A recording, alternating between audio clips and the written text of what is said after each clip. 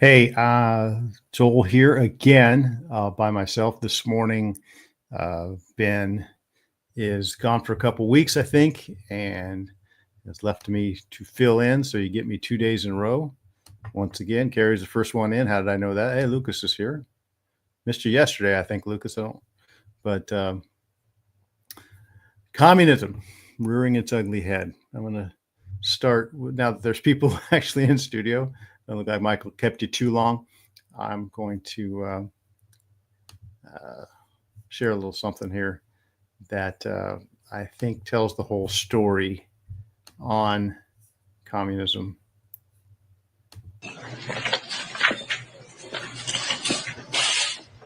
Coffee?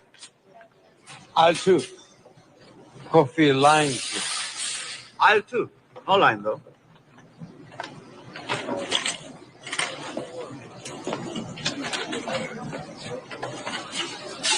Taster's choice, decaffeinated, Maxwell House, El Pico, chock full of nuts, espresso, cappuccino, cafe francais, Sanka, vulgar, cafe Carib, coffee, coffee, coffee, coffee, coffee, coffee, coffee.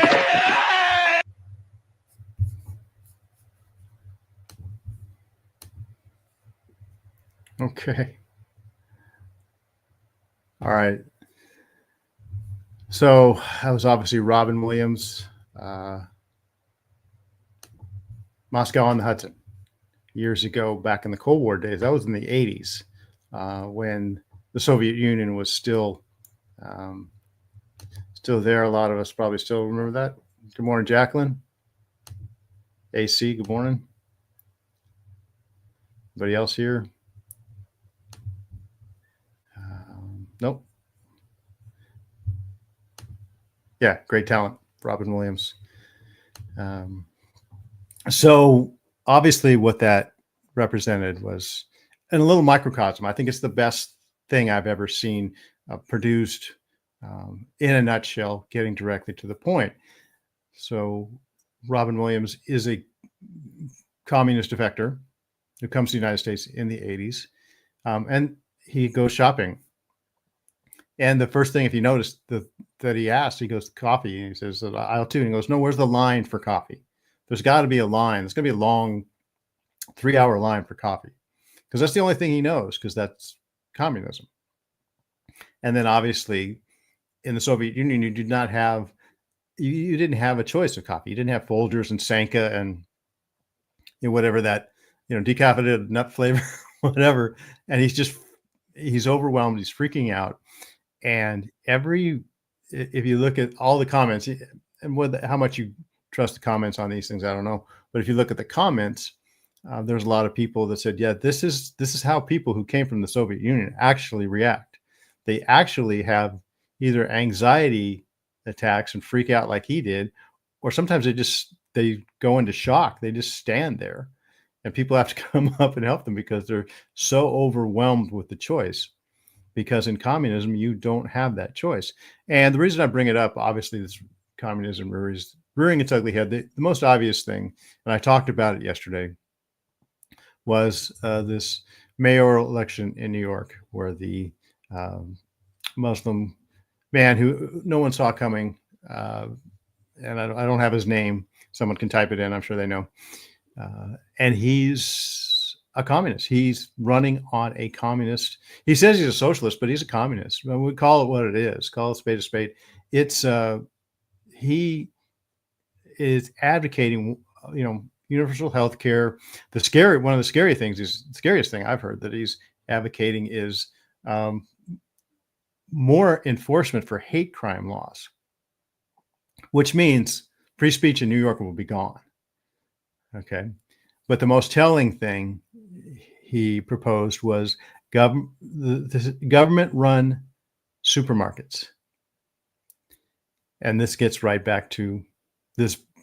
This is what maybe gave me the idea to show you what the difference is, just dramatized by Robin Williams.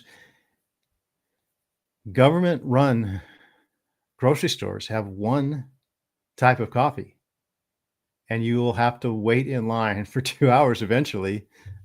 Zoran, that's right, Zorhan Mamdani. Okay. And he won the Democratic primary, which means he'll win the mayor's race. He'll win. We'll have a communist mayor of New York City. And New York is what happens in New York spreads. New York's the cultural center of the country. It's the biggest, most famous city in the country, probably most famous city in the world. If New York goes communist, folks, we're going to have to deal with communism. It's just going to happen. Liberal, this is where the Democratic Party has gone. Close to half the country is, I don't know what the statistics are, but it used to be the country was shaded Democrat. Now I'm not sure, but let's say it's 50-50. Half the people out there are in a party that is now headed down the road to communism.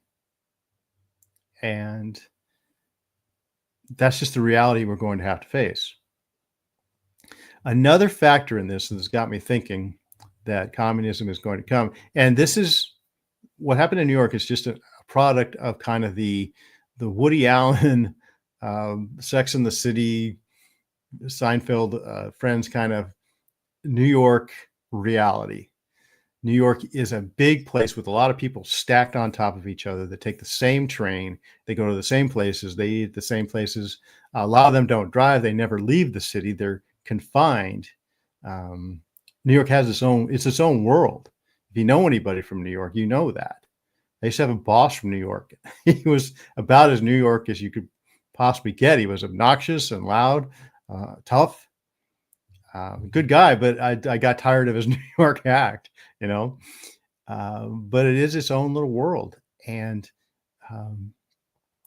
that's what this is the product of. And like I said yesterday, it was mostly young liberal women that voted him in because they love the idea of government giving you everything and taking control of everything, especially things like childcare. That's great to them. So, because their lifestyles lend to that. When you're stacked one on top of the other and you're all living the same place, freedom, individuality erodes away.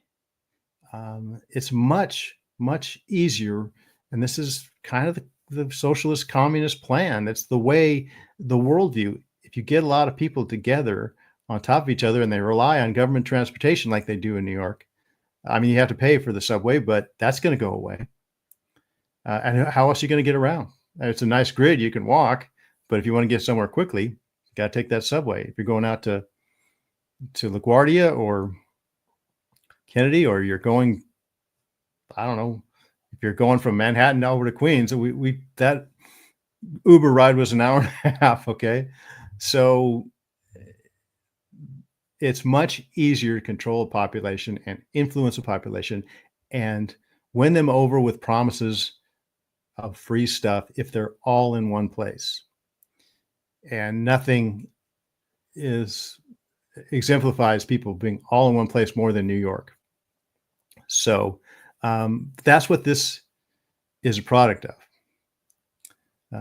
Just years and years of conditioning, democratic rule there, and just the lifestyle and the worldview of everybody being in one place. It just fosters liberalism, and then it just goes into socialism. So that's where New York is headed. That they were, when I was a kid, New York was an awful place, full of crime. When the Black House happened, people ransacked the city. Son of Sam was running around. It was a very depressing place. And it went bankrupt at one point. And I remember President Ford, when I was in high school, I remember they appealed to him for relief, and he said, "Sorry, New York, I'm not going to bail you out." And also, New York was going to go bankrupt. And actually, the song "New York State of Mind," one of my favorite songs, Billy Joel, he wrote that song because he went back to New York when he was in LA, and he heard that. He said, I got to go. If New York's going down, I'm going to go down with it, because he's a New Yorker, right? He's got this New York state of mind. And he wrote that song, Riding the Greyhound Down the Hudson River Line. He tells that story. So that was the reality of New York. It was a violent, dirty place. And then Rudy Giuliani got elected in the 90s, cleaned it up, and it became habitable, it became livable. But this is what happens. Republicans and conservatives come in, clean up the messes that Democrats make. And then things get really, really good. And then liberalism takes over, because people take it for granted. Their life is easy now. It's comfortable. And they think, maybe we should have free child care for everyone. Maybe we should, what is this idea of government, grocery stores? Maybe that's fair, all these things. And next thing you know, it's a cycle. But this, you could tell the cycle is going downward, because back in the 70s, no one would have said they were a communist or a socialist. So the New York State Thruway bailed them out. Oh, was that like a toll road or something? Is that what happened? I assume you're talking about the bankruptcy. So yeah, really foolish little girls, So okay, yeah, it is. That's what I thought. Yeah, but then so they weren't bankrupt. They had this idea to have a throughway that paid, bailed them out, and then things got really good, and now they're going downhill again. It's just a natural cycle. Man's, this is unregenerate man. New York is a very secular place. It's got dozens and dozens of beautiful old churches. So you go to any eastern city, any city in the United States, really, but especially on the East Coast, you'll see these beautiful cathedrals. St. Patrick's, I think, is the one in New York we were in. Gorgeous, empty, but gorgeous. A lot of those are, I think we passed one that's now churches are now yoga studios, or they're, jazzercise centers, or they're, I don't know, co-work spaces. They're not churches anymore. They're empty, because that's what the secular mind does. So Lucas, 3 bags of chips for $15 with minimum wage being $17.45 an hour. There's only about 2.5 potatoes in those 3 bags. That's how you tell us communism. Right. It's the inefficiencies in communism. It just fosters it. It perpetuates itself. So that's what I'm saying. This particular expression of communism is going to take over all the big cities. The big cities are already on their way out. LA especially. LA has shown us time and time again, it's hell bent on destroying itself. My city, the city I grew up in. And it really gets down to the same idea. When you get a bunch of people in one place together, and that's what pretty much the Industrial Revolution did. It made things centralized for manufacturing and for transportation of goods. It just made sense. Excuse me. Excuse me. It just made sense to do that. But now, with technology kind of spreading things out, people living together, you have to abandon the idea of God, because the state moves in, and the government replaces God. And that's the communist ideal. Out in the rural part of the countries, in rural settings, people are far apart. They're more independent. And actually, they rely on their neighbors more, because, if your neighbor's a couple hundred yards down the road, doesn't have that much influence on you. But if your barn is on fire, or if someone is sick and you need to call on that neighbor, they're the only ones you have. So you better be on good terms with them.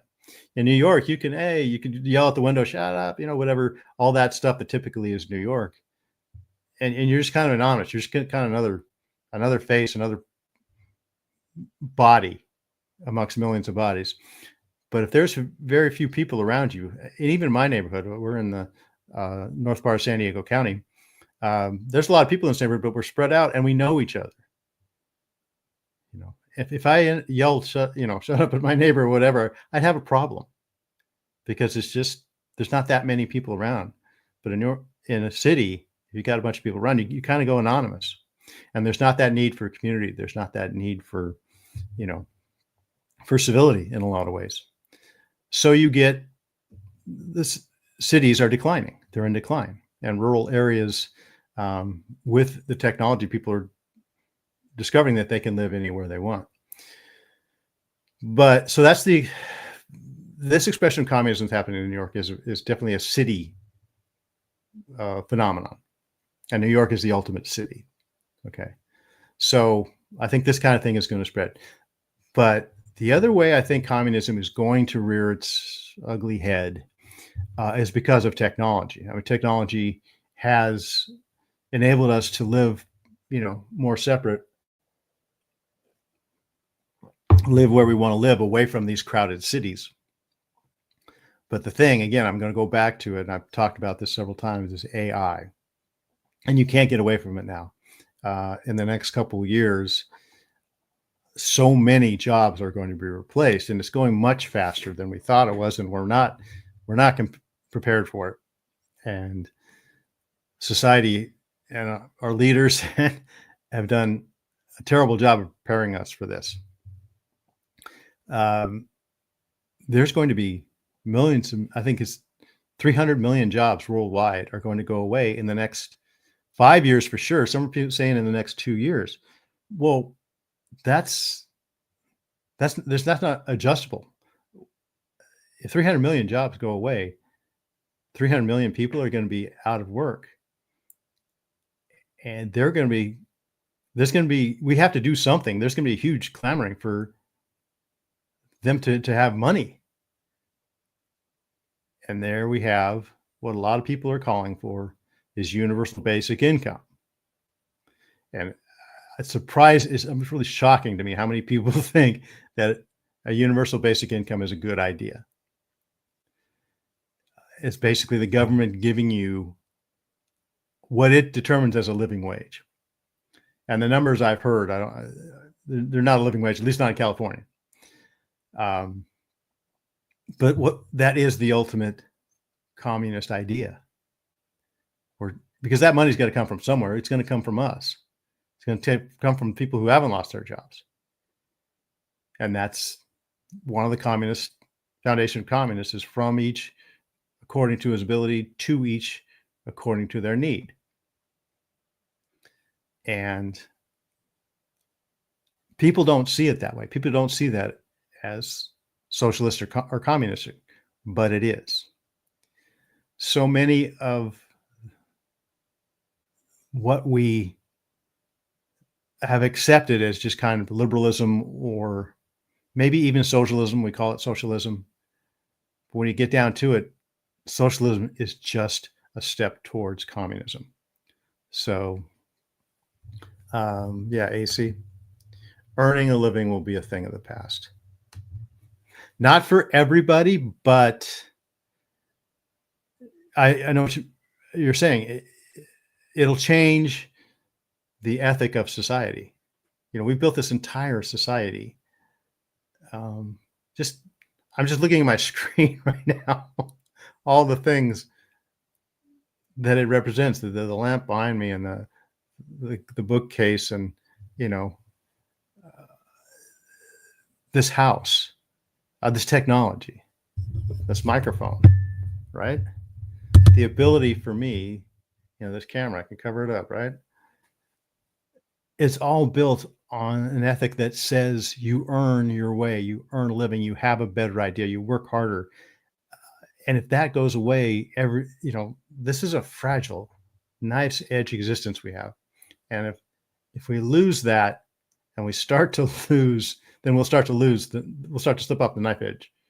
and it'll start slicing us up. So, so I put a value to video game currency to be worth real life money at a percentage.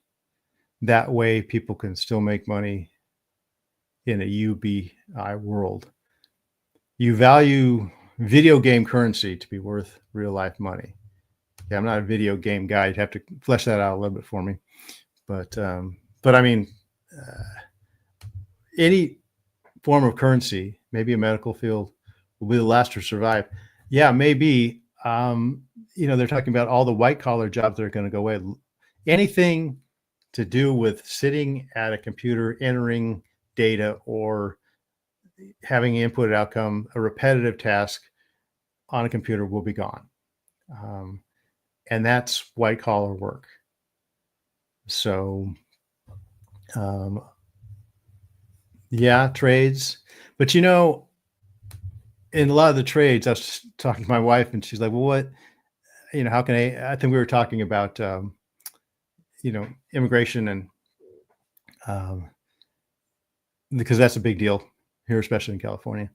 And she was asking, "Well, how will AI is not going to affect, picking crops?" And I said, "Yes, it will. I think it will, because even there, something like that, AI, in my imagination, will take over the planning of crops and harvest.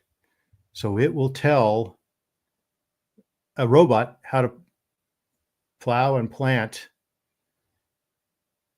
a field, a grove, say, of apple trees, with the idea that this is the ultimate, the what would you call it? The optimum way to plant a tree and water it so it will grow, and then a robot will come by and pick the apples, and that will all be engineered by AI. So even things like that, I agree. AI can pick crops and build a 3D house. Yeah. Okay, Lucas, you spend $100 real dollars in a game for 10 million game dollars. It should be reversible in game microtransaction. Okay.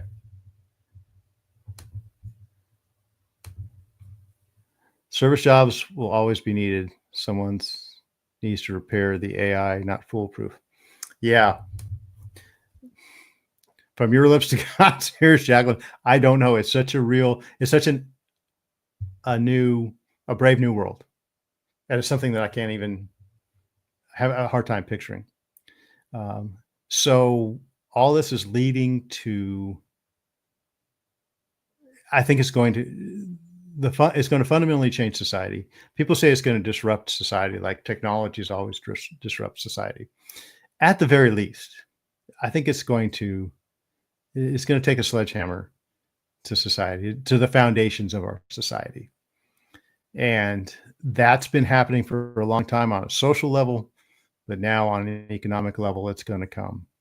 And on a ethical level, it's going to come, because the work ethic that we have is what makes us.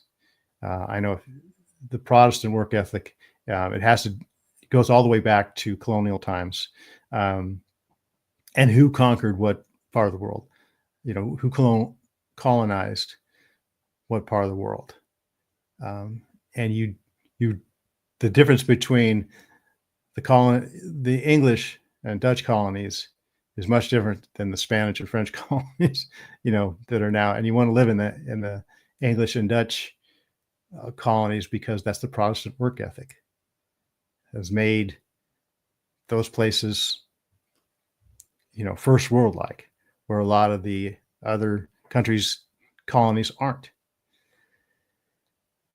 And that's what has set us apart in the Western world. So if that goes away, and the Bible, to put it in a Christian perspective, a lot of people will point to the Bible as supporting communism. It absolutely does not. A lot of people will point to the book of Acts, the early church. They all were one and didn't consider anything of their own, but they sold what they had and gave to the poor, which is true. But that was not compelled by government. They did it voluntarily. they didn't consider anything theirs, but it still was theirs. And when Ananias and Sapphira sold their land and came and gave the money, and Peter said, "Is this all that you sold? Is this everything that you sold the land for?" And they said, "Oh yeah, it was." When it wasn't. Well, that's what got them. That's what killed them. It wasn't that they didn't give all the money for the land. They lied about it. And Peter said to Ananias, he said, it was yours. You didn't even have to sell it. You could have told us, "Hey, I'm giving you 3/4 of the profits. I'm keeping 20% mine." Or you could have not done it at all. It was yours. You could do whatever you want. That's not communism. That's personal property. That's ownership of personal property, which is one of the foundations of communism, is no personal property. Okay. But the Bible talks a lot about personal property as something given to us to steward. God owns everything, but he gives it to us and expects us to steward it ourselves individually. And if we're generous, it's supposed to come from our generous heart, not from government mandates. So, yeah, I think you're right. This is going to be boom time for therapists. I tell my wife that. She's a therapist. So, but really the central Christian perspective on communism is communism is based at its very foundation, at its very core, on the atheist idea. There is no room for God in communism because the state is God. And any idea that you have personal responsibility, that you are entrusted by God with some either time, money, resources, if you put your faith in something that's bigger than yourself, that's bigger than the government, they can't have that. That's why every communist country has been ruthlessly oppressive of religious faith. Get a book called God's Smuggler by Brother Andrew, if you have any doubt about that. So the central tenet of communism is God does not exist. And the biggest threat to communism is the idea that God does exist and that we have a personal responsibility before him. He is the ultimate authority. He is bigger than the state. Communism can't have that. So I think what we have we're going to have a battle down the road. There's going to be a pretty big split in the next couple of years, maybe in the next 5 years. If we keep charging forward with AI, everybody says it's going to ruin society, and it's probably eventually going to destroy us, according to the people who created it. And yet, full speed ahead. And, we got to do this before someone else does it. That kind of thing. We're headed for a lot of disruptions in society, and I think one of the things that's going to come up is a call for basically communism. They're not going to call it communism. They're going to probably soften it with socialism or democratic socialism or whatever. But don't fall for it. We can't fall for it. We've got to trust God that he will, with our ethic, if we don't lose that work ethic, we've got to trust that God will come through for us and that he will honor that and bless us with it. And we can't answer this siren's call for communism, no matter how it's dressed up, and no matter how it appeals to fairness or equity or whatever. We've got to resist it. We got to tell our children to resist it because they're the ones that are going to have to live with it. So hopefully history will teach us something. Hopefully that's another thing communism does. It erases history because all of history tells us that communism is a disaster. So, but on that cheery note, have a good weekend. We're winding down. Thanks for listening. I will be back next Thursday. I'll probably be back next Friday too, because I think Ben's on vacation. So have a good day, folks. Thanks again for listening and for the comments. Appreciate it. Take care.